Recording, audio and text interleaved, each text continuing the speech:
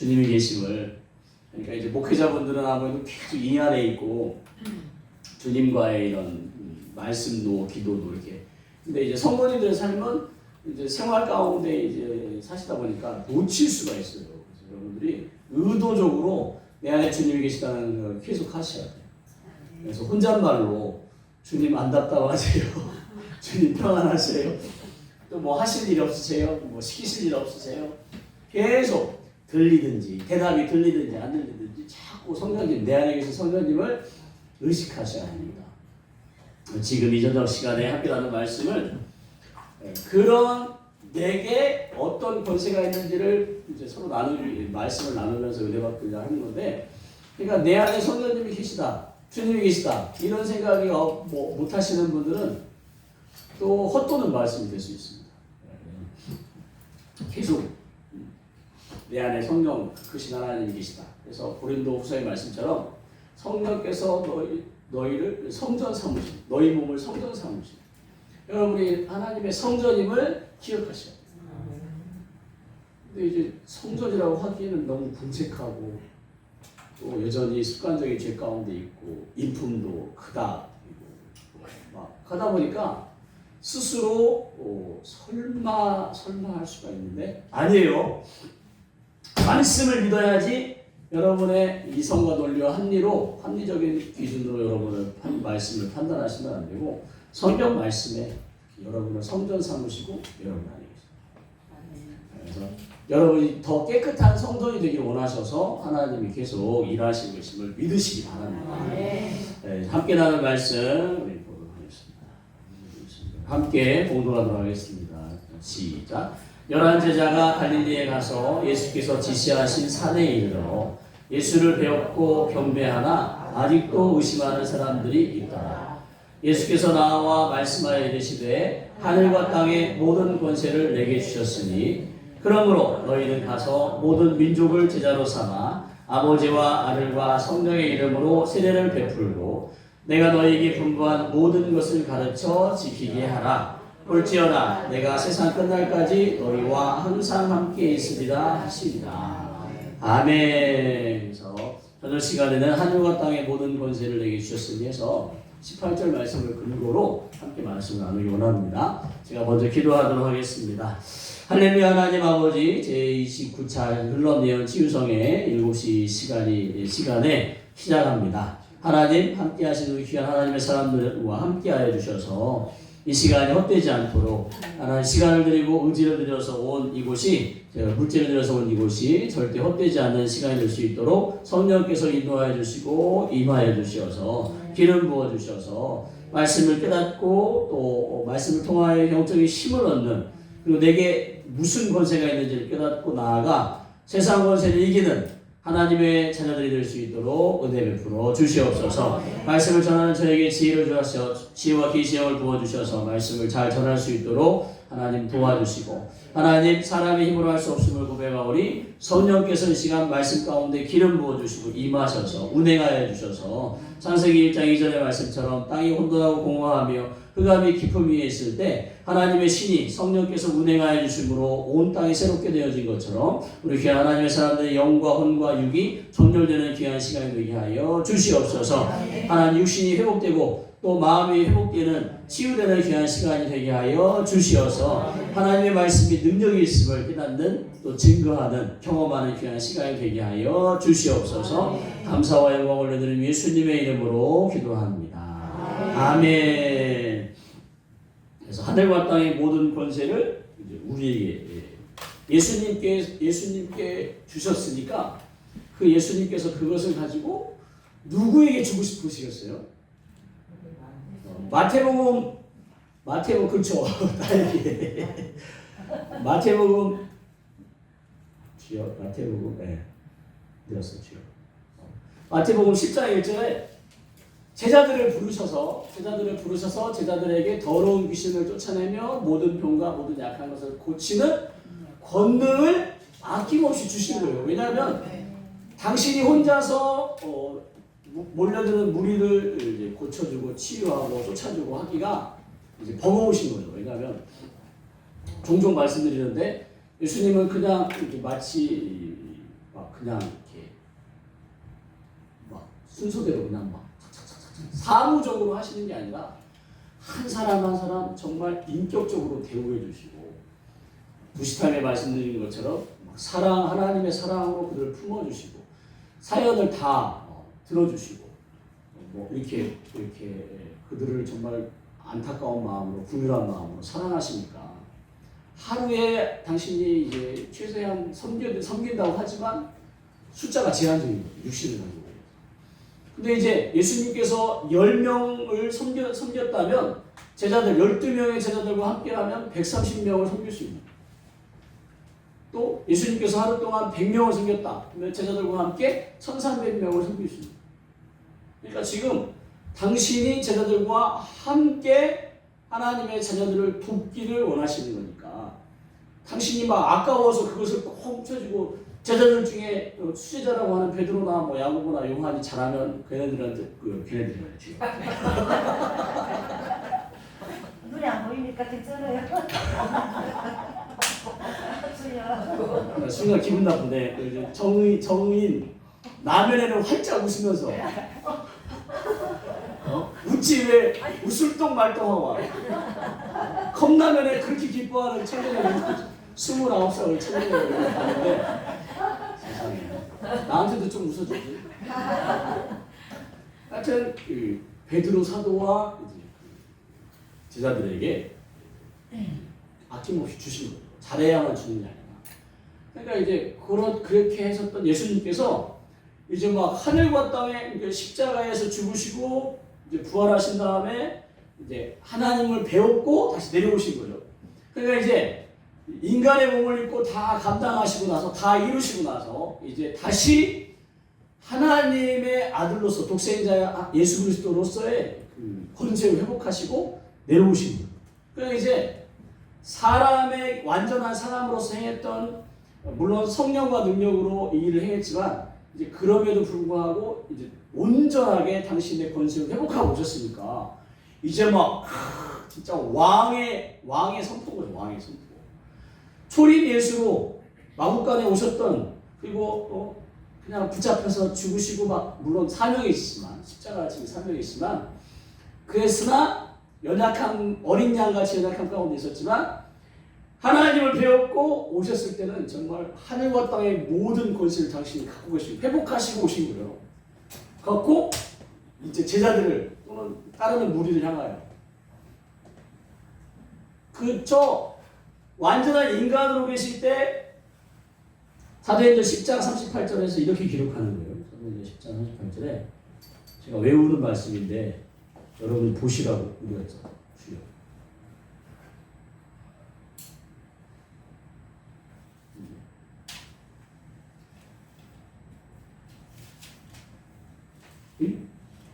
찾아놨는데 없어졌네요.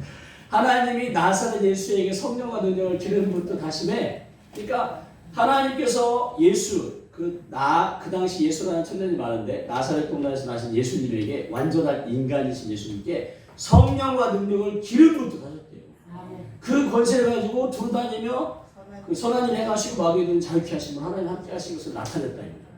그러니까 예수님도 당신이 성령과 능력을 기름 부음 받으셔서 제자들에게 당신이 가진 권능을 기름 부어 흘려 보내셨는데 당신이 이제 성령님을 의지할 필요도 없고 당신이 하늘과 땅의 모든 권세를 가지고 있으니까 이제 성령님을 거칠 필요 없이 당신이 주고 싶으신 마음, 이 마음 혹시 사랑하는 딸에게 아들에게 막 다 주고 싶은 그런 마음, 아버지의 마음, 예수님의 마음, 그 마음으로 지금 예수님 막 하늘과 땅의 모든 권세를 내게 줬는데 이제 내가 너에게 주겠다.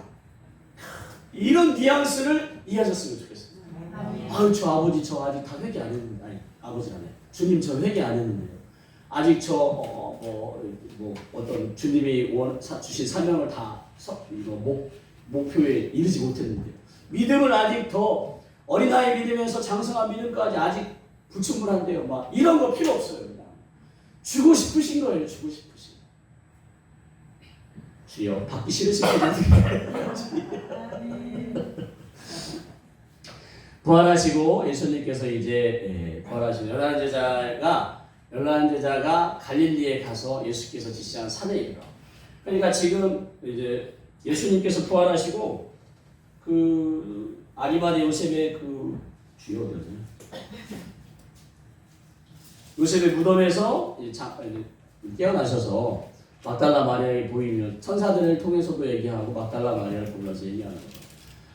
이제 너희보다 먼저 갈릴리에, 지금 예루살렘에서 갈릴리에 가셔야 되는 거예요. 가셔서 거기서 굳이 다시 거기서 만나시기 원하십니다. 왜냐하면 갈릴리에서 처음 제자들을 부르셨어요. 마태복음 4장 18절부터 21절까지 갈릴리 해변에서 베드로와 이제 안드레를 부르셨죠. 그들은 어부인데 부르시면서 나를 따라오라. 내가 너희를 사랑을 하는 어부가 되게 하리라. 그런데 예수님이 부활하시고 성령님이 오시기 전까지 아직 우리가 아는 것처럼 이해하는 것처럼 베드로가 사람을 나눈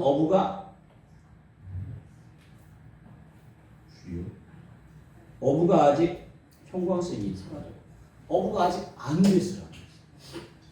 그렇지만 하여튼 장차 예수님은 그 베드로와 안드레 또 제자들의 그 미래에 어떻게 될 것을 알고 계신 거죠.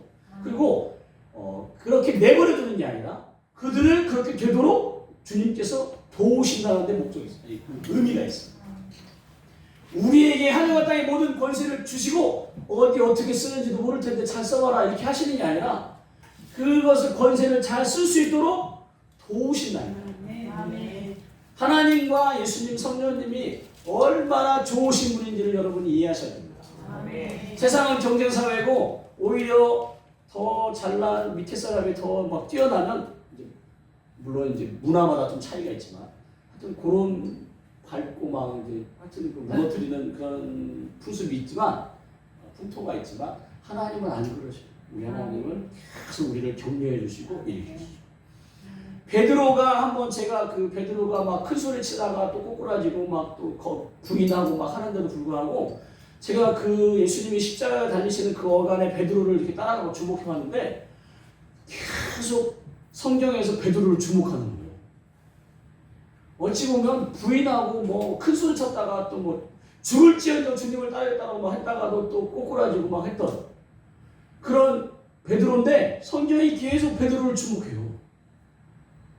가룟 유다도 끝내지 않았으면 가룟 유다도 주목했을 텐데 실패하고 낙심하고 좌절하고 어쩌면 스승이신 예수님이 버릴 수도 있는 그런 베드로인데 계속 격려하면서 마침내 초대교회의 아주 큰 인물이 될 수 있도록. 지금 우리를 보셔야 돼. 우리 하나님은 예수님은 성령님은 또 말씀에 비추었을 때 우리를 지금 모습 그대로 보시지 않으셔요. 부시타임에도 봤지만 슬픔 가운데 막 죄를 둘러쓰고 그렇게 우울하게 있는 우리를 계속 위로하시면서 찬송하게 하고 또 힘을 내게 해서 마침내 화관을 쓰고 기뻐하는 식구가 되게 하셔서 의의 나무 하나님께서 심으신 의의 나무가 되기를 하나님을 계속 독려하시고 도와주시고 이렇게 함께 하시는 그런 의미를 가지고 하늘과 땅의 모든 권세를 당신이 가지셨으니까 그걸 우리에게 주시다라는 생각을 가지시기 바랍니다. 그래서 그들이 예수님을 따르고 또 보니까 그 야고보와 요한이 또 거기서 있어서 불러요. 그래서 제자들을 처음 부르셨을 때가 갈릴리에서 그들을 이제 부르셨다 이거죠. 부르셔서 부활하시고 나서 예수님이 십자가에서 감람산에서 붙잡혀 가실 때 다 뿔뿔이 터졌는데 하물며 또 마가 그 청년은 막 그 배옷입을까지 벗고 그냥 벗은 몸으로 도망가기까지 하고 하여튼 그랬던 그 제자들을 나무라시거나 꾸짖지 아니하시고 다시 처음 사명을 불렀던 그 갈릴리로 가셔서 다시 한번 그들을 부르십니다. 그래서 다시 시작할 수 있는 기회를 주신 거예요. 그렇게 부르신 그들에게 예수님께서 만나셨어요. 예수님을 배웠고 경배해요. 부활하신 예수님을 만난 거예요. 부활하신 예수님을 만났는데 아직도 의심하는 사람들이 있대요. 아직도. 그래서 우리 그럼에도 불구하고 예수님은 그들도 버리지 않으시고 함께 가시니까 여러분이 혹시라도 신앙생활을 그렇게 오래 했음에도 불구하고 또는 모태신앙임에도 불구하고 아직도 혹시 믿음이 어떤 수준에 들지 못했어도 낙심하지 마시기 바랍니다. 그래서 예수께서 나와 말씀하실 때 하늘과 땅의 모든 것을 내게 주셨 내가 이제 드디어 다시 찾았다. 그러므로 너희는 가서 모든 민족을 제자로 삼아 아버지와 아들과 성령의 이름으로 세례를 베풀래요. 그러니까 예수님께서 하늘과 땅의 모든 권세를 가져서 제자들에게 그 권능을 주신 것처럼 지금 모인 사람들 또는 믿는 모든 우리에게 여기서 너희는 꼭 제자들만을 포함하는 게 아니라 이제 이 복음 가운데 나온 우리를 지칭하는 겁니다. 그래서 우리에게 주실 거니까 주니까 그걸 가지고 그 하늘과 땅의 권세를 가지고 가서 아무것도 없이 가면 조롱당하고 무시당하는데 하늘과 땅의 모든 권세를 가지고 가니까 얼마 담력이 있어요. 담력이 있어. 갈렙 82인가 4인가 하는 갈렙조차도 하나님의 가데스바네에서 하나님의 약속 붙들고 그 산지족을 무찌르는 그런 용맹함을 보였는데 그래서 여러분이 그런 믿음을 가지고 담대함을 가지고 가서 모든 민족을 하나님은 스케일이 어마어마하신 모든 민족을 대상으로 나는 고작 요 동네 이만큼인데 하나님은 우리 한 사람을 통하여 민족을 바꾸기를 세상을 바꾸기를 원하십니다. 그래서 여러분이 꿈을 크게 가지시면 좋겠습니다. 아유 목사님 이제 다 할망구 됐는데요. 하나님께 기도함으로 그 기도를 통하여 자녀가 자손이 세상이 바뀌기를 믿는 믿음으로 하나님께 외치는 거예요. 그 외침이 금양로의 금대접에서 이렇게 받쳐져 갖고 하나님께 상달되면 하나님의 때, 그 때가 이루어진다니까요. 우리가 원하는 그 때가 이루어지니까 하여튼 그 크신 하나님의 스케일 가운데 아버지와 아들과 성령의 이름으로 세례를 베풀라고 명령하십니다. 또 뒤에 이제 말씀이 있지만 그러니까 우리가 가진 권세, 그 주신 권세를 가지고 아버지와 아들과 성령의 이름으로 세례를 베풀어 찾아가서 그들에게 세례를 베풀래요. 꼭 목사님이 꼭 목회자가 이제 좀 위험한 발언이지만 하여튼 만인 제사장 설도 있고 해서 우리 모두가 다 베드로후서 2장 9절 말씀처럼 마같은 감사합니다.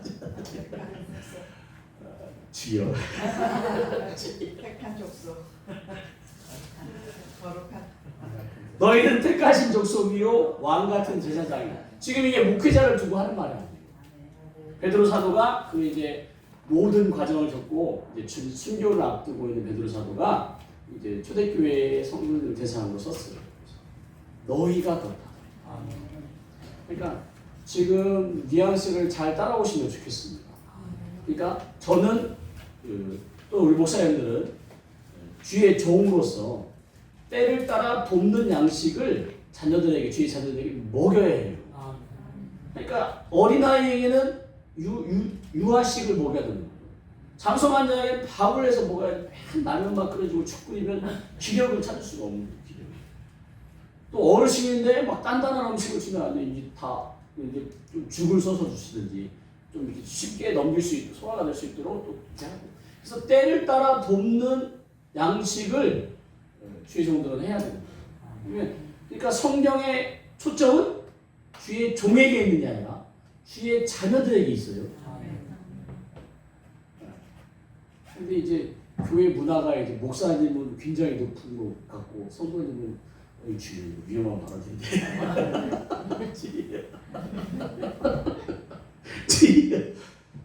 유튜브 편집해서 낼 거니까 싫어하시는 목사님들 계세요. 목사님의 권위가 이제 무너진다라고 해서. 근데 사실은 성경에서 가르치는 건 목사는 주의 종으로서 주의 자녀들을 잘 세우는 게 목적이지 주의 종이 자녀들보다 높아졌다. 마지막 심판 때에 혼나는 거예요.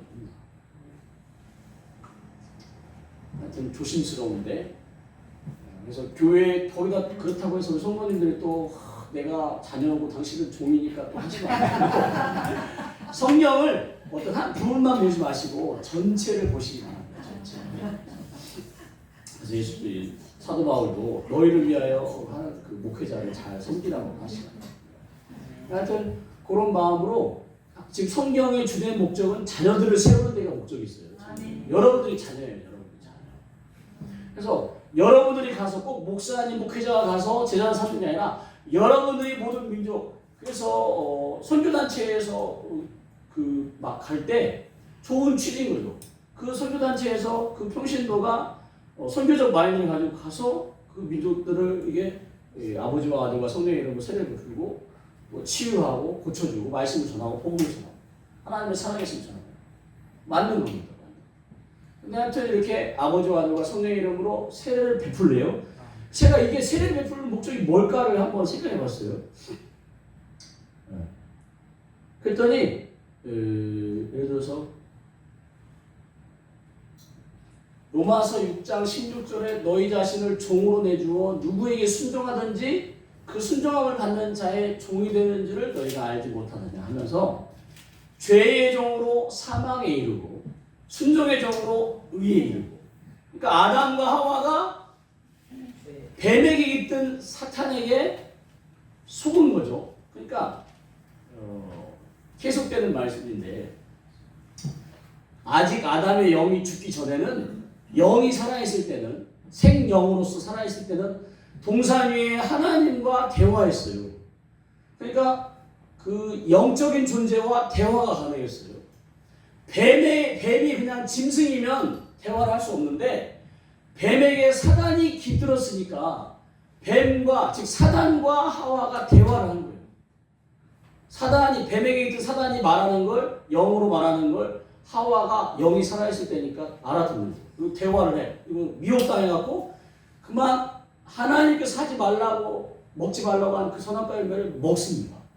그러니까 결국 하나님께 불순종하고 뱀에게 있던 사단에게 순종하게 되는 거예요. 복종하게 되는 거예요. 하나님께서 사람에게 아담과 하와에 주신 그 권세 창세기 1장 28절에 있는 그 권세를 정복하고 세육하고 번성하고 정복하고 다스리라고 하는 그 권세를 빼앗겼어요.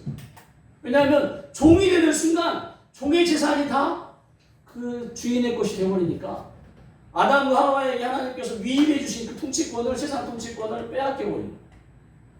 근데 예수님께서 그러니까 아담 첫사람 아담도 대표성이 있고 마지막 아담이신 예수님도 대표성을 가져요. 그래서 첫사람 아담이 생명이 되었는데 그만 빼앗겼어요. 마지막 아담인 예수님께서 살려주는 영으로 오셔서 죽은 아담을 살려주셨어요. 그 얘기는 아담이 빼앗긴 권세도 회복하셨다는 얘기라고 볼 수 있어요. 그러니까 예수님은 빼앗긴 권세를 다시 되찾아 오셔서 누구에게 주겠어요? 아담에게 주는 거죠. 우리에게 주신 거예요. 이 권세가 우리에게 있다는 것을 생각하시고 아버지와 아들과 성령으로 세례를 줬는데 이제 순서상 예수님부터 하겠습니다. 예수님의 이름으로 세례를 베풀 수 있게 됐는데 예수님의 이름으로 세례를 베푸는 게 뭐냐? 마태복음 1장 21절에 예수님이 태어나시는데 그는 예언받은 자로서 예언된 자로서 자기 백성을 그들의 죄에서 구원할 자라는 거죠. 즉 예수님의 세례는 예수님의 이름으로 우리가 세례를 줄 때 그 사람의 죄를 사해 줄 수 있대요. 얼마나 놀라워요.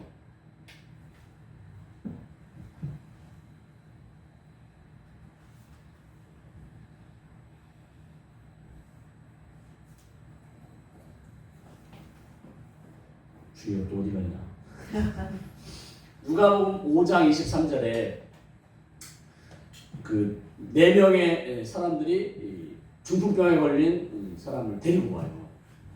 지붕을 뚫어서 예수님에게 내릴 때 예수님께서 말하는 거죠. 내 소자야, 내 죄. 그러니까 그 소자의 믿음이 아니라 데리고 온 사람들의 믿음을 보시고 내 죄 사함을 받았느니라 선포하시는. 그러면서 이제 막 주변의 사람들이 바리새인들이라는 사람들이 막 조기전에 막 저가 누군데 죄를 사하냐 오직 하나님만이 죄를 사한다 막 뭐라고 하니까 그들의 생각을 아시고 저 중풍병자에게 침상에 누워서 있는 사람들에 의해서 도움받는 그 사람에게 내 죄사함을 받았으리라 하는 말과 일어나 걸어가라는 말 중에 어느 것이 쉽겠냐 이거죠. 중풍병자가 어떻게 일어나서 걸어가서 가요 집에. 근데 영의 세계에서 내 죄사함을 받았다라고 선언하는 것은 가능하다. 가능. 그러면서 뭐라고 하시냐면 인자가 땅에서 죄를 사하는 권세가 있는 줄을 너희로 알게 하기 원합니다. 저 인자는 이제 예수님인 거예요. 편집할 거 많아졌네 지금.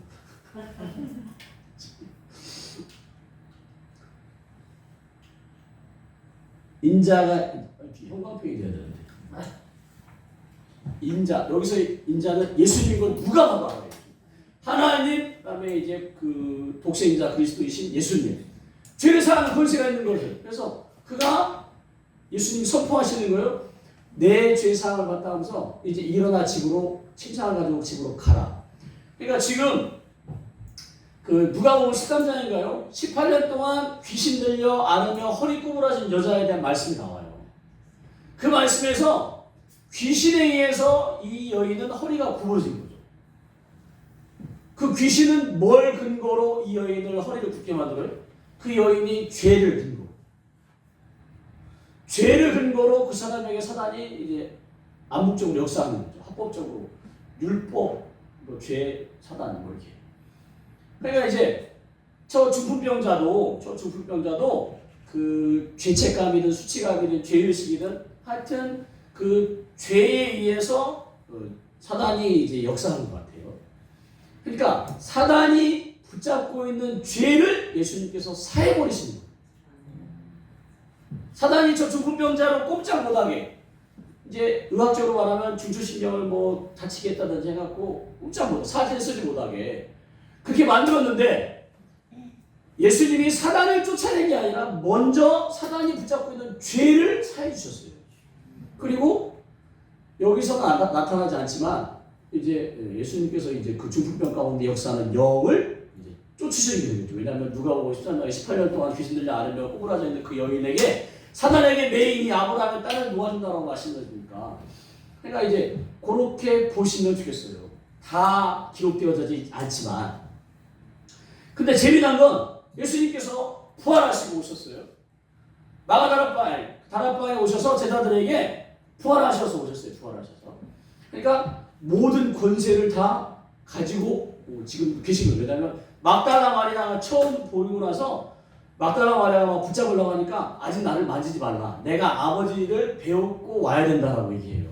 그러니까 아직 부활하시고 하늘에 올리기 전에 막달라 마리아를 봤는데 하늘에 올라가서 당신이 이제 완전한 그 하나님의 아들로서의 신분을 회복하고 권세를 회복한 다음에 다시 오셔요. 다시. 그리고 제자들에게 나타나는 거죠. 그러니까 지금 하늘과 땅의 모든 권세를 지금 갖고 계신 거예요. 아까 그 마태복음 28장 18절에만 지금 그때 갖고 하는 게 아니라 이미 하나님을 만나고 내려오면서부터 모든 권세를 다 회복하신 거예요.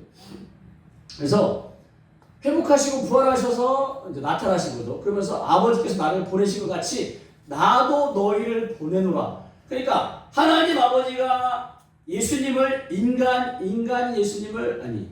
예수님을 인간의 몸을 입고 유신 가운데 인간의 몸을 입고 이 땅에 보내주신 것처럼 이제 나도 이제 하나님 아버지와 똑같은 권세를 회복한 나도 인간인 너희들을 보내노라. 그러니까 하나님 아버지가 예수님을 이 땅에 보내실 때의 똑같은 권세를 나도 너희에게 주고 너희를 보내노라.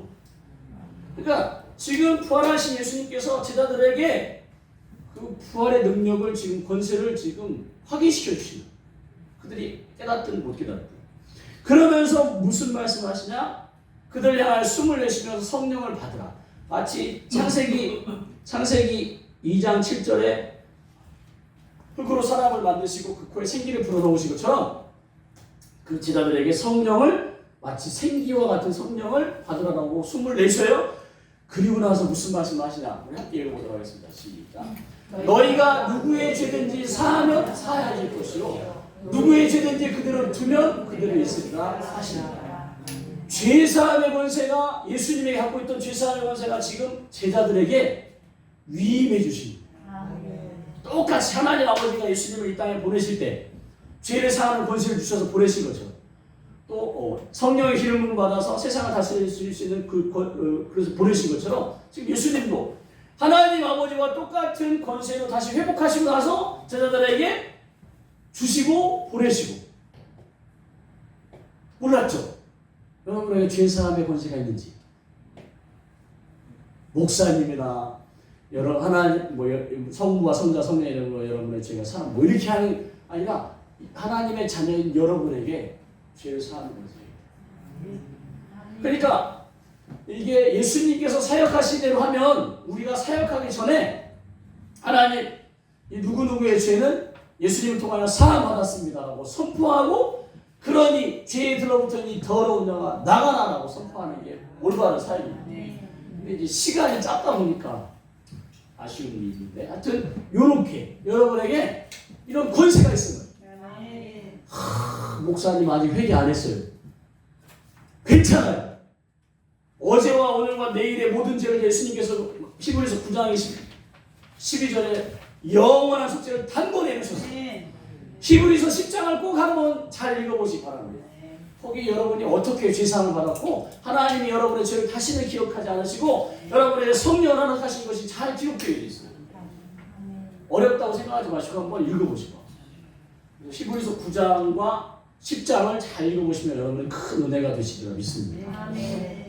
그래서 지금 여러분의 상태를 따라 과연 내게 있을까 없을까 이거 분별하지 마시고 성경에서 말한 대로. 그래서 저도 쉽지 않지만 말씀을 믿어야지 제 자신의 생각과 판단을 믿으면 실수할 수밖에 없어요. 실수할 수밖에. 그래서 여러분에게 죄 사함의 권세가 있어요. 아멘. 이것도 하늘과 땅의 모든 권세 속에 포함된 건데 여러분에게 주어져 있다는 것을 믿으시기 바랍니다. 그러니까 여러분이 좀 너무 심한 말 같은데 뭐 루저니 뭐 실패자니 나고자니 아니에요. 여러분 하나님의 자녀예요. 하나님의 자녀. 제발 그 하나님의 자녀의 신분을 정체성을 여러분이 회복하셔야지. 하여튼 예수님께서 하나님께서 성령님께서 성경을 통하여 여러분의 모든 자격 요건은 다 이미 이루셨어요. 다 이루셨어요. 이제 여러분이 누리기만 하면 돼요. 누리기만. 그 누리려니까 여러분의 이성이 자꾸 충돌해요. 말씀과 내 이성이 자꾸 충돌해. 말씀으로는 맞는 것 같은데, 저 목사님 말하는 거 보니까, 내가 이런 사람이라고 막 기쁘고 막 자신감 생기는데, 막상 해보려고 하면 내 이성과 충돌해요. 에휴, 목사님 하는 얘기지. 성경에서 하는 말씀이에요. 성경에서 하는 말씀. 그래서 여러분이 예수님의 이름으로 세례를 베푸는 게 이런 거예요. 죄를 사하는. 아버지 이름으로 세례를 주는 것은 무엇이냐? 로마서 8장 12절부터 우리가 빚진 자라 이거죠. 우리가 한 게 없는데 하나님께서 예수님을 통하여 우리에게 값없이 은혜를 주셨어요. 그러니까 은혜로 빚진 자가 된 거예요. 그러니 육신대로 살지 말고 어떻게든지 영으로서든 하여튼 육신대로 살면 죽으니까 저 육신대로가 좀 더 풀려야 되겠지만 이제 여기 성경 로마서에 나오는 육신대로 하면 이제 사단이 원하는 대로예요. 죄 가운데 죄의 종으로서의 삶 이렇게 보시면 로마서에서는 그렇게 보시면 되겠어요. 그러니까 이제 영으로서 산다. 그 영으로서는 이제 성령님의 도움으로 산다라는 생각을 가지시고 말씀 보셨으면 좋겠어요. 그래서 저 영이 내 영이 아니라 내 영으로 몸의 행실을 죽이려고 막 의지와 각오와 결심과 결단하고 막 이를 악문다고 해서 몸의 행실을 죽일 수 있냐? 없어요. 그러면 그렇게 될 수만 있다면 예수님이 십자가에 죽으실 필요도 없었고 성령을 보내실 필요도 없어요. 저 영은 내 영이 아니라 성령을 말합니다. 성령으로 몸의 행실을 죽여야 해요. 그러니까 계속 성령을 의지하시고 그래서 하나님의 영으로 인도함을 받는 사람은 곧 하나님의 아들이다.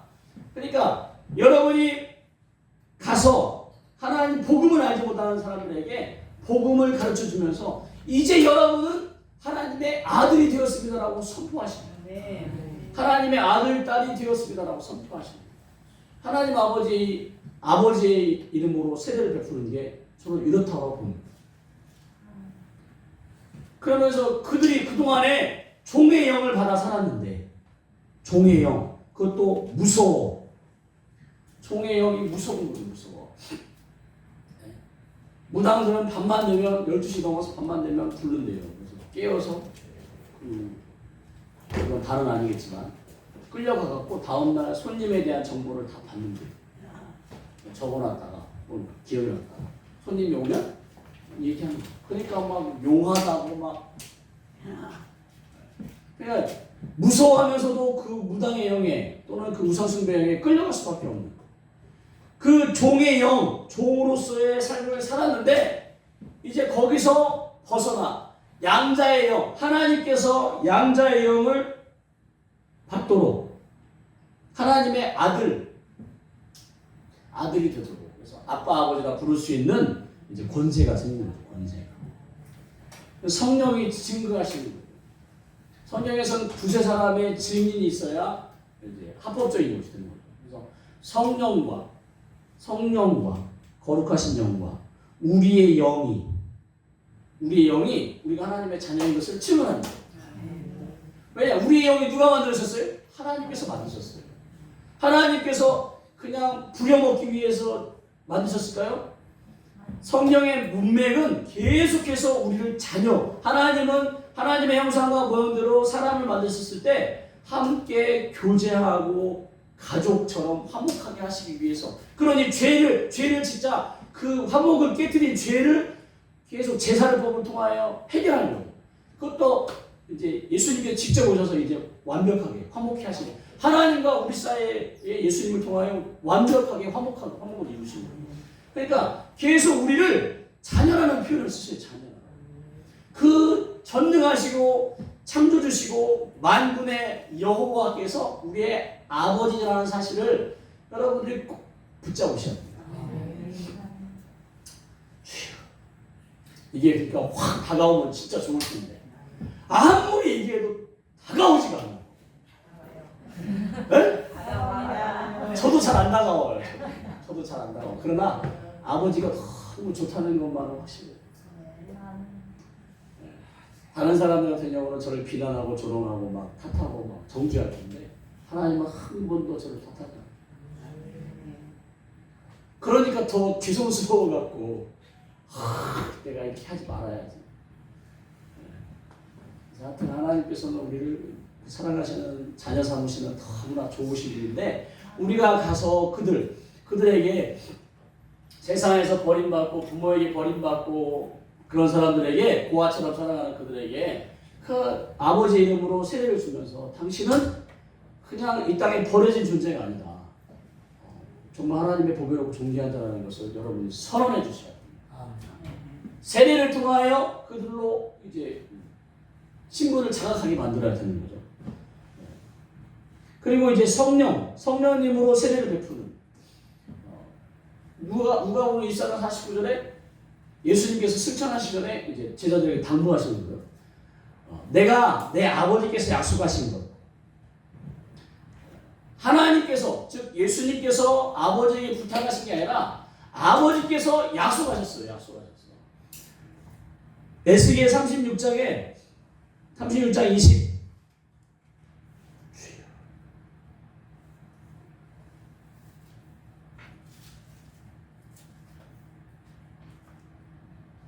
편집할 거 너무 많네. 주여. 어이 주여.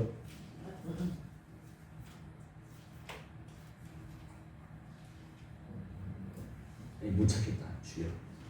에스겔 36장 25절에 맑은 물로 뿌려서 우리의 죄와 무상숭배의 죄를 전결하게 하시고 새 영과 새 마음을 부어주신다고 나와요. 그래서 우리의 굳어진 마음을 제거하고 부드러운 마음을 주시고 이게 에스겔의 설명대요. 그러니까 하나님께서 이미 약속하셨어요. 예수님께서 부탁하셔서 약속하신 게 아니라 하나님 아버지 저 기영이 혼자 살 수 없으니까 저하고 똑같은 보혜사를 보내주세요. 이렇게 예수님이 부탁하신 게 아니라 아버지께서 이미 에스겔 36장 25절부터 28절까지 약속하신 것을 예수님께서 아버지 약속했잖아요. 빨리 보내주세요. 기영이 혼자 못 살아요. 라고 지금 말씀하셔요. 그러니까 약속하신 것을 내가 너희에게 보내주겠다. 그래서 너희는 위로부터 능력, 저게 보혜사 성령님을 말하는 입혀질 때까지 이 성에 머물러라고 얘기하시고 그렇게 약속했는데 어떻게 됐어요? 성령님이 오신 거죠. 성령님이 오셔서. 그래서 우리가 아는 지난 주일날 오순절 성령날인전을 맞이했는데 성령이 오시면 너희가 권능을 받는데 그래서 증인이 될 것이다.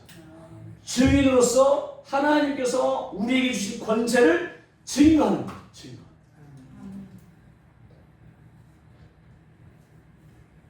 이왕 편집할 거 많으니 어서 오세요 목사님. 지요. 나도 모르겠다. 지요. 그래서 그렇게 우리로 증거하게 하십니다. 그러니까 여러분이 지금 깨달으셔야 돼. 지금 계속 제가 열변을 토하는 것을 깨달으셔야 돼. 저의 목사님에게 아니에요. 여러분에게 있다고. 여러분이 그걸 가지고 뭐하도록 여러분의 믿지 않은 자녀들에게 예수님의 이름으로 죄를 사하고 아버지 이름으로 너는 이제 딸이 됐다라고 아들이 됐다라고 선언하고 성령의 이름으로 그들의 능력을 입혀주셔야 돼요. 여러분들 그 권세가 여러분에게 주어졌대요. 쉽게 믿어지진 않지만 그래서 여러분이 이걸 먼저 알아야 돼. 알아야 돼. 믿음도 알아야 믿어지더라고. 깨달아야 믿어지지 알지도 않고 그래서 예수님께서 복음을 전파하라고 하신 이유가 이 좋은 복음을 전하라고 하신 이유가 전하는 자가 없는데 어떻게 듣고 막 이렇게 얘기 안타까워하십니다. 그래서 여러분이 가르쳐 주셔야 돼요. 요한계시록 때 그때가 아직 이루어지지 않았지만 그때를 가르쳐 주셔야 돼. 그때가 되었을 때 깨닫고 아 지금 이때구나라고 마음을 정신 차리고 하는 거죠. 지금 AI 시대 정말 막 이제는 핸드폰도 1년에 한 번씩 바뀌었어요. 이게 템포를 그들이 조절하는 거예요. 3개월에 한 번씩도 바꿀 수 있는데 왜냐하면 3개월에 바뀌면 그 전에 산 사람이 또 살 수가 없잖아요. 한 1년 정도. 그래서 1년 쓰다가 질린 걸 새로 나온 걸로 바꿀 수 있도록. 자동차도 그런데요. 한 2년 정도 타거나 2년, 2, 3년 타고 바꾸고 싶은 마음이 들 때쯤 이제 새 모델을 출시하고 소비를 계속 부추기는데 AI 하여튼 너무 빨리 변해요. AI 너무 빨리 변해요. 하여튼 뭐 막 지금 2년, 3년 전에 나왔는데 지금 막 그 2, 3년 동안은 그냥 막 틀리기도 하고 하다가 최근에 업데이트 되고 나서는 막 지금 굉장히 그리고 이제 업그레이드 돈을 주고 유료를 써야 더 신뢰성이 있도록 그래서 돈 막 그래서 14만 원짜리도 있어요. 챗 GPT를 쓰는데 무료 14,900원인가 그리고 2만 얼마 그 다음에 14만 얼마짜리 있어요. 그러니까 14만 얼마짜리 사는 사람은 무료나 그 밑에 급을 쓰는 사람보다 더 한 단계 위에 있는 거예요. 정보를 더 많이 점유하고 그러니까 하여튼 그런 식으로 몰아가고 있어요. 몰아가고 있는데 지금 부천 같은 경우는 버스가 현금이 없어요. 현금을 안 써요. 그러니까 카드를 써야 돼요. 점점 현금은 없어지고 미국에 이제 스테이블 코인이라고 하면서 이제 달러도 없애고 이제 가상 화폐로 점점 이제 그렇게 이제 실물 화폐가 아니라 가상 화폐 쪽으로 다.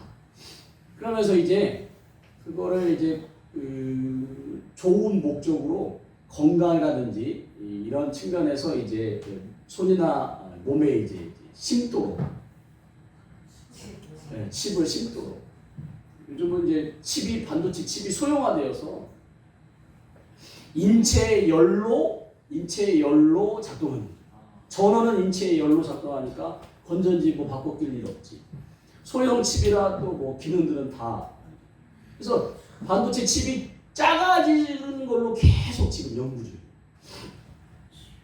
그래서 지금 다 나왔대요. 일본에서는 이제 전에는 이 관절마다 이 로봇이 관절마다 다 그 모터를 심었는데 이제는 이제 중심에만 모터가 있고 나머지는 다 연결되어 있는 근육을 연결시키는. 그래서 이렇게 하여튼 굉장히 이제 부드럽게 작동하는 시대. 피부도 또 다 이렇게 사람 피부하고 똑같게. 그래서 이제는 정말 하여튼 그런 시대로 가고 있어요. 그래서 건강을 위해서, 여러분의 건강을 위해서 이제 칩을 심는다고 하는 거예요. 아직 뭐 발표된 건 없지만 추측을 해보건데 요한계시록 시대로 가야 되니까.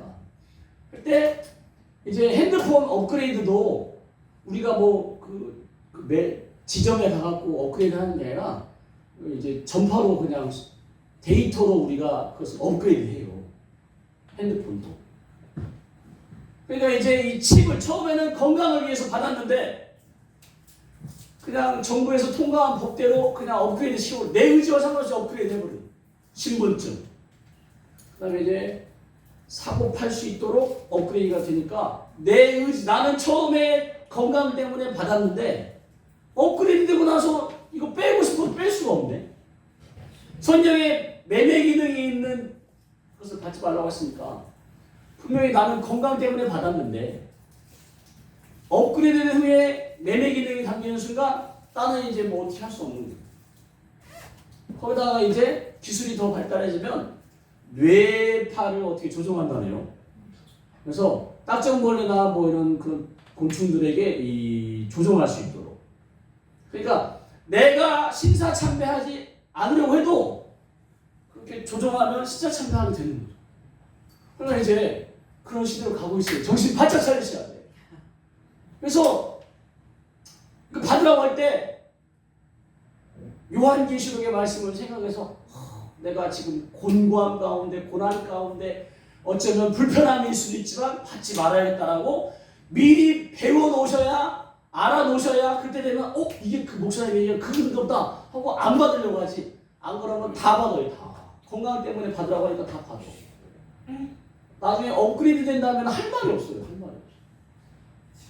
왜? 세상에 다 그렇게 사람들이, 믿지 않는 사람들이 다 그렇게 받았는데 나는 지금 나 예수 믿는 사람으로 이 성경 말씀, 요한계시록 말씀 때문에 빼고 싶어요. 그게 안 된대요. 뭐 하여튼 안 된다는 거. 뭐 하여튼. 그래서 하여튼 몸에 뭘 심는다고 한다. 건강이든 신분증이든 뭐든 하면 하여튼 최대한 버티시기 바랍니다. 최대한. 이왕이면 안 받는 게 가장 지혜로운 거고. 왜냐하면 우리는 이 땅에서 영원히 살 게 아니라 영원한 나라를 꿈꾸니까. 그리고 하늘과 땅의 권세 가운데 지금 요한계시록에는 하나님께서 그 광야 가운데 독수리를 품듯이, 독수리가 새끼를 품듯이 이스라엘 백성을 푸는 것처럼 어떤 방식으로인지 모르지만 하나님께서 광야 가운데 우리를 품으신다고 했어요. 그래서 그런 믿음으로 우리 하나님은 초월적이신 분이니까 이성과 논리와 합리를 뛰어넘으시는 분이니까 그렇게 여러분이 믿음을 가지고 신앙생활을 해가실 때 이제 여러분이 누구인지를 우선은 알고 그 정체성을 깨닫고 각성하면 좋겠지만 하여튼 우선은 알기라도 하셔야 돼요.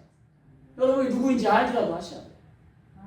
그래서 여러분들에게 그렇게 아버지의 이름으로 세례를 베풀 수 있는, 예수님의 이름으로 세례를 베풀 수 있는, 성령의 이름으로 세례를 베풀 수 있는 권세가 여러분에게 주었다는 것을 아시기 바랍니다.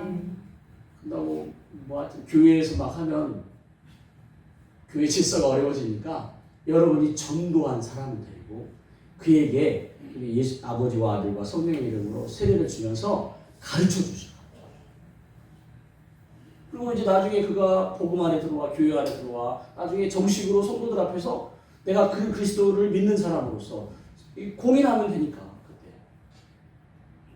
그래서 여러분들이 가르쳐 주면서 예수님의 이름으로 그 사람의 죄를 사해주고, 죄 가운데 들러붙어 있는 더러운 영도 쫓아주고, 아버지의 이름으로 당신이 하나님의 자녀가 되었다는 것을 당신이 대충 지어서 버림받은 존재가 아님을 가르쳐주고, 이제는 당신에게 하나님의 자녀가 됐으니까 죄와 권세 가운데, 죄로부터 자유케 되어서 이제 하나님의 자녀로서의 권세가 있다는 것을 성령님을 통하여 가르쳐주면서 잘 가이드해 줘야 돼요. 은사가 있으신 분들이 누가 가르쳐주지 않으니까 그 은사를 이제 막 자기 마음대로 쓰다가 이제 교회 가운데 어려움을 주거나 또는 스스로 어려움을 겪고 나서 이제 그 은사를 안 쓰려고 하시는데, 은사는 좋은 거예요.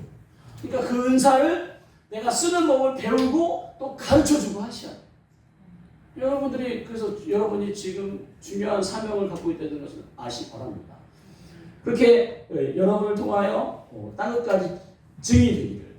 그래서 결국 제자들이 어떻게 했어요? 오순절 성령 사건을 경험하고 제자들이 죄송한 표현인데 그 대단한 베드로와 뭐 이런 사도들이 다 도망갔지. 또 부활하신 예수님 만났는데도 불구하고 물고기 잡으러 간다고 하지. 물고기 잡으러 간다고 했다가 이제 요한복음 21장에 이제 예수님이 만나서 다시금 3번 부인했던 것을 3번 이제 용서해 주시는 장면이 있고, 그럼에도 불구하고 여전히 그런 모습인데, 오순절 성령 사건을 경험하고 베드로가 5,000명, 4,000명 앞이 먼저나요?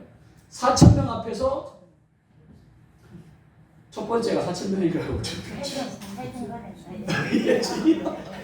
이번 거는 못 올리겠다. 아유, 지요. 이번 건 너무 파격적인 게 많아갖고 못 올리겠네. 목사님 질문 하나 해주실까요? 예. 세례를 어떻게 주는 거예요?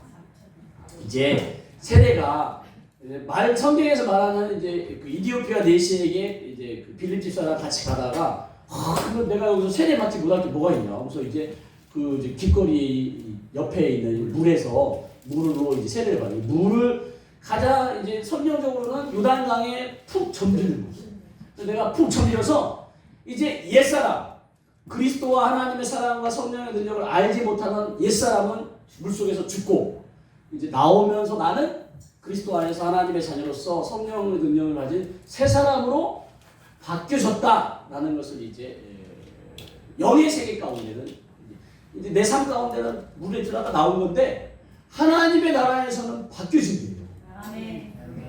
그러니까 예수 그리스도의 이름으로 그 사람의 죄를 사할 때 당장에 사했나 안 사했나 우리는 몰라. 근데 하나님의 나라에서 영의 세계에서는 그게, 그래서 마태복음 16장 18절에 너에게 베드로의 그 고백, 베드로의 신앙 고백, 주는 그리스도의 살아계신 하나님의 아들이십니다라고 하는 그 신앙 고백을 가진 자에게 베드로가 아니고, 이제 저 천주교는 그 베드로가 그 얘기를 처음 했다고 해서 베드로를 교황 1세로 이제 추대했는데, 베드로가 아니고 그 믿음의 고백을 가진 모든 자에게 천국 열쇠를 주신다. 그래서 천국 열쇠로 하늘에서 매면 땅에서도 매이고, 땅에서 풀면 하늘에서도 풀리고.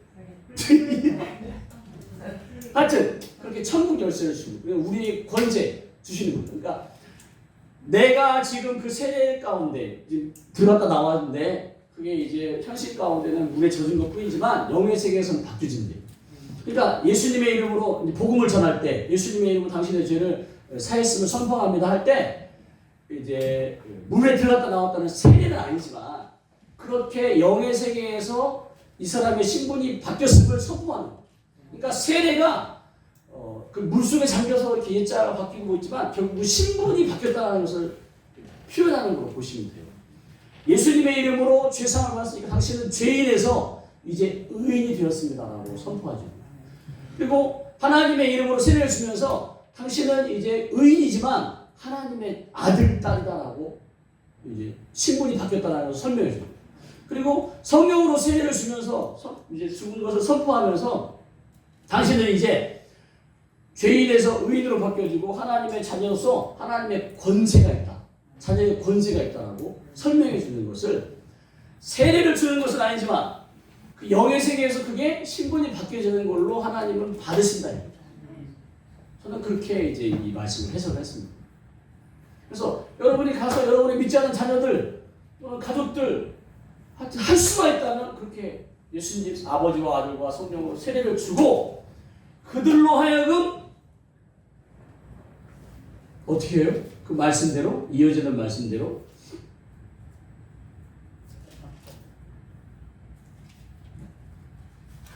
예수,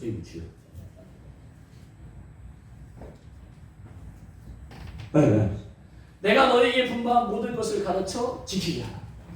그러니까 지금 예수님께서 제자들에게, 부활하신 예수님께서 제자들에게 그렇게 하늘과 땅의 모든 권세, 아버지와 아들과 이 성령의 이름으로 세례를 주게 하시고 나서 너희는 너희가 이제 그들, 너희가 제자 삼은 그들, 너희가 세례를 주면서 제자 삼은 그들에게 내가 너희에게 분부한 모든 것을 가르쳐서 지키게 하라. 지키게 하라를 좀 더 다른 표현으로 쓰면 순종하게 하라. 하나님의 말씀 또는 성경 말씀에 순종하게 하라. 순종할 수 있도록 도와줘라. 뭐 이렇게도 보시면 좋겠어요. 그러면서 내가 세상 끝날까지 너희와 그렇게 복음 가운데 권세를 가지고 하는 너희와 항상 함께 있어서 뭐 하는데 증거해 주시는 거죠. 주께서 함께 따르는 표적으로 마가복음 16장 20절 말씀처럼 해주십니다. 근데 이제 여기서 뭐냐면 지금 제자들이 제자를 만드는 거지, 제자들이 예수님께서 제자 삼으셔갖고 제자 만든 것처럼 이제 제자로 만들 때 어떻게 제자를 만들 때, 제자들의 제자로 만들 때 그들로 하여금 하나님의 자녀로서의 삶을 살게 하시다. 그러니까 우리의 제자를 만드는 게 목적이 아니에요. 그 제자들이 하나님의 자녀로서의 살도록 우리가 만들어줘야 되는 거예요. 돕는 거예요. 그 권세를 우리에게 주셨으니까 그 권세를 가지고 예수님이 제자들을 결국 제자화했지만 놀랍게 지난달에 했던 말씀이긴 하지만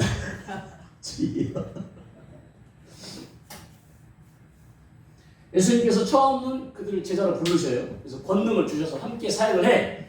그리고 나서 요한복음 15장 14절에 가서 이제 마지막 6월절에 제자들과 함께 굉장히 중요한 말씀을 나누시면서 제자들만 따로 불러서 다락방에서 최후의 만찬 여러 가지를 가르쳐줘요. 제자들만. 그래서 뭐라고 하냐면 너희는 내가 명하는 대로 행하면 나의 친구라라고 해요. 스승인 예수님께서 제자들에게 이제 너희들이 나를 따라오고 내가 말을 지키고 행했으니까 내가 너희를 친구로 여기겠다라고 해요. 그러면서 너희를 종이라 하지 아니하니 종은 주인이 하는 것을 알지 못한다. 근데 나는 너희를 친구라 하였노니 내가 내 아버지께 들은 것을 다 너희에게 알게 하였습니다. 지금 예수님은 제자로 불렀지만 그들은 결국 어떻게 했어요? 친구처럼 여기셨어요. 친구처럼 동등하게, 그래서 상의하고, 친구와 상의하고, 또 친구와 의견을 나누고, 또는 의지도 하고, 뭐 이렇게. 그 다음 단계가 뭐냐면 막달라 마리아에게 이제 보이셨어요. 처음 부활하셔서 처음 보이셨어요. 그러면서 우리 함께 봉독하도록 하겠습니다. 시작. 예수께서 이르시되 나를 붙들지 말라. 내가 아직 아버지께로 올라가지 아니하였노라. 너는 내 형제들에게 가서 이르되 내가 내 아버지 곧 너희 아버지 내 하나님 곧 너희 하나님께로 올라간다 하라 하시니. 지금 제자들을 부르셔서 친구로 요한복음 15장에서 말씀하셨는데 지금 요한복음 20장에서 뭐라고 해요? 부활하시고 나서는 뭐라고 하냐면 내 형제라고 얘기해요. 형제. 이게 이제 그리스도 안에서 우리는 다 형제다 이런 표현이 아니라 진짜 형제로, 진짜 가족으로 여기신다. 그러면서 내 아버지, 예수님의 아버지 하나님이신데 내 아버지가 너희 아버지다라고 얘기해요. 너희 아버지. 제자로 부르셨지만 결국 그들을 형제처럼 여기시고, 친구처럼 여기시고 마지막에 가서는 가족, 형제를. 지금 예수님께서 지금 하신 게 뭐냐? 가족을 만드는 거예요. 하나님 아버지의 가족을, 너희가 가족임을, 하나님의 가족임을 환기시키고 깨닫게 해주십니다. 그러니까 우리도 하늘과 땅의 모든 권세를 주신 우리에게 주신 그 예수님을 따라 제자를 삼아갖고 결국 누구를 만들어야 되나? 하나님의 자녀로 살게 만들도록 돕는 역할을 하셔야 돼요. 하나님의 자녀가 결국 예배 시간에 예배 잘 드리고, 또 위험한 말 한다. 의나 신고하지 말라고.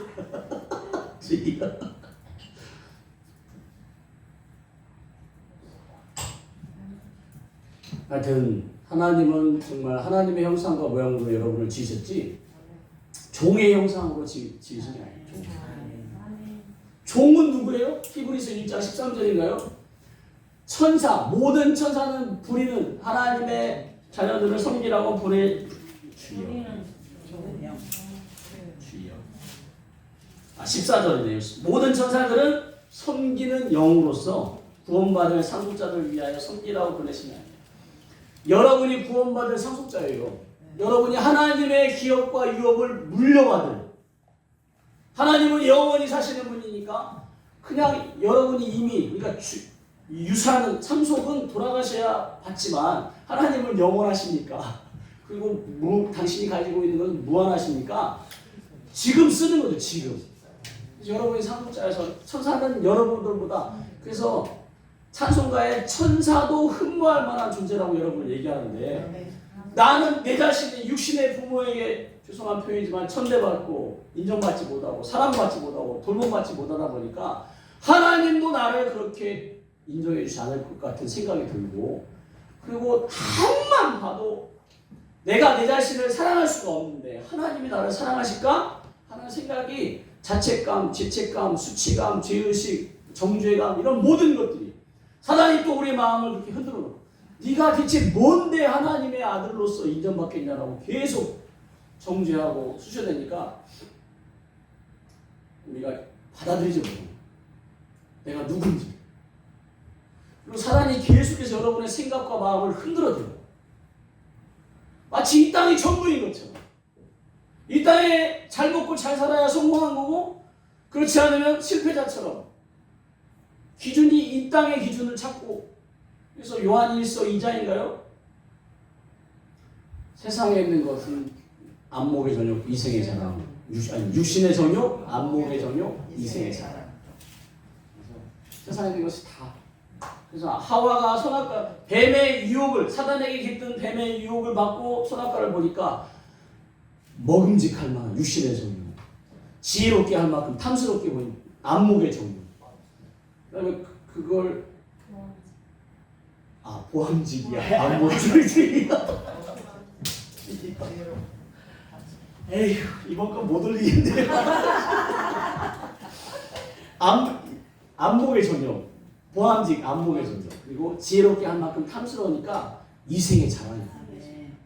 내 자녀가 좋은 대학 가고, 어차피 이거 안 올릴 거니까. 의인아 미안해. 약대생이래. 약대생. 곧 이제 졸업하면 돼. 그러면 이제 약대를 졸업하면 약사가 되는 거야. 세상에서는 성공했다고 하는 거지. 물론 아직도 과정이 남아있긴 하겠지만, 저는 잘 모르지만 그쪽 세계. 그래서 지금 성공한 딸이라 이거죠. 근데 이제 그렇지 못한 사람은 왠지 실패하는 것 같고, 여기까지 오는데 의인이도 중간에 과를 바꾸고 막 했대요. 그리고 지금도 진로를 찾고 있고, 지금 아직도 마음에 만족스럽지 못하고, 왠지 하여튼 자기가 꿈을, 인생을 드릴 만한 뭔가를 찾으려고 지금 그러고 있는데, 이 땅의 삶이 우리의 참 목적이 아니다. 하나님께서 주신 하늘과 땅의 모든 권세를 가지고 우리가 정말 하나님의 자녀로서 멋지게 살아갈 때 하나님께서 기뻐하는 것이지, 육신의 부모는 내 딸이 정말 잘 되고 성공하고 잘 먹고 잘 사는 게 좋은 건데, 영의 세계에는 그렇지 않구나 이거죠. 그래서 하나님의 말씀, 하늘에서 이루어진 그 하나님의 나라가 이 땅 가운데 이루어지려면 여러분이 필요하셔. 제자들, 성경 속에 있는 제자들이 필요한 게 아니라 지금 이 시대에 살아가는 여러분이 필요하셔. 나이가 드셨던, 또는 직분이 성도든 집사든 청년이건, 지금 여러분을 통해 하나님은 하나님의 나라를 확장하고 하나님께서 이 땅의 주인 되심을 선포하기 원하십니다. 여러분이 그 증인으로서 부름받았는데, 그 부름받은 것 가운데 오전이라네, 2시 타임 했던 것처럼 부활의 능력이 나타나지 못하게 하고, 또 지금 하늘과 땅의 모든 것을 여러분에게 주셨는데 그것을 쓰지 못하게 하고, 그냥 여러분을 고립시키는, 여러분만 신앙생활하고, 그것도 포도씨 신앙생활하고, 마음에 평안도 없고 행복하지도 않은 신앙생활하면서 경건의 모양은 있는데 경건은 능력이 나타나지 못하도록 이렇게 사단이, 그러니까 여러분이 잘 깨닫고 알아야 할 게 뭐냐면, 신앙인, 그리스도인 안에, 그리스도인 안에 사단이 역사하지 않는다, 귀신이 없다, 이 생각 가운데 우선 속고 있는 것이고, 교회 안에도 하나님께서 지키시는 교회 안에도 없을 거다라는 것도 속보입니다. 그래서 다 마태복음 7장 21절에 있는 말씀처럼 다 주여 주여 한다고 해서 다 천국에 가는 게 구원받는 게 아니더라 이거죠. 그래서 여러분이 깨어 일어나셔서 여러분의 교회를 살리셔야 돼요. 물론 이제 교회의 질서를 생각해서 영적인 권위라는 생각해서 지혜롭게. 그래서 기존 성도들하고 굳이 부딪히지 마시고 여러분이 믿지 않는 사람들, 믿지 않는 가족들에게 그렇게 아버지와 아들과 성령의 이름으로 세례를 주면서 그들로 하여금 하나님의 자녀 신분을 회복할 수 있도록 도와드리시면 되겠습니다. 그러려면 먼저 여러분들이 각성하시고 깨달으시고 영적인 무장하시고 주여 여기까지 하겠습니다. 하여튼 알아들으신 거죠? 아멘. 주여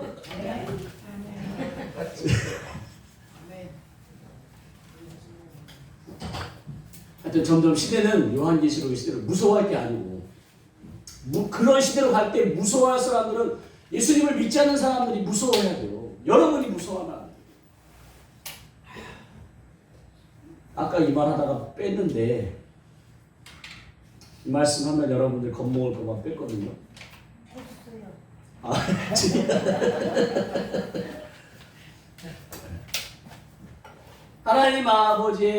하나님의 이름으로 아버지의 이름으로 세례를 베풀면서 자녀라는 신분을 깨닫게 할 때 자녀이면 또한 상속자, 곧 하나님의 상속자래요.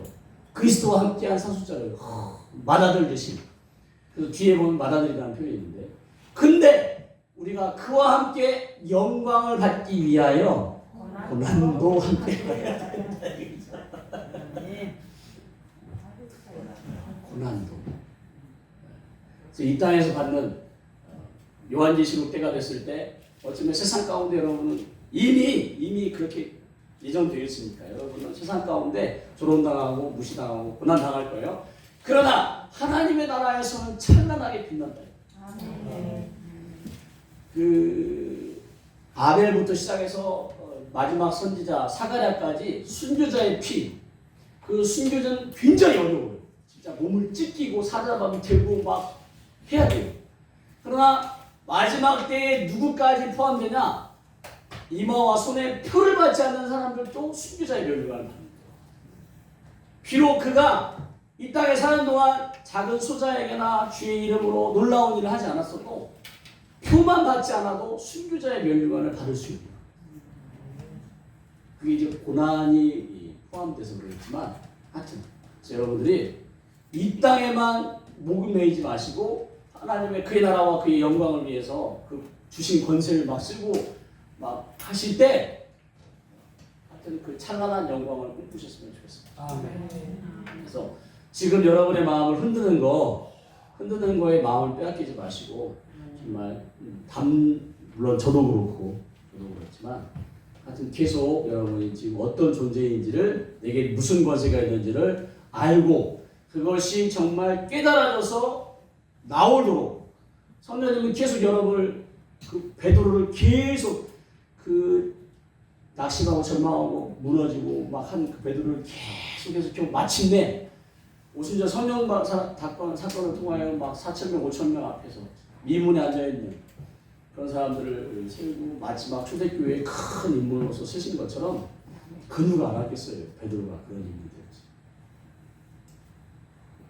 되었지. 여러분들도 지금의 여러분의 모습에 속지 마시고 하나님께서 여러분을 계속 격려하면서 이끌어 주실 거예요. 여러분이 그렇게 나가시면 좋겠습니다. 아멘. 기도하겠습니다.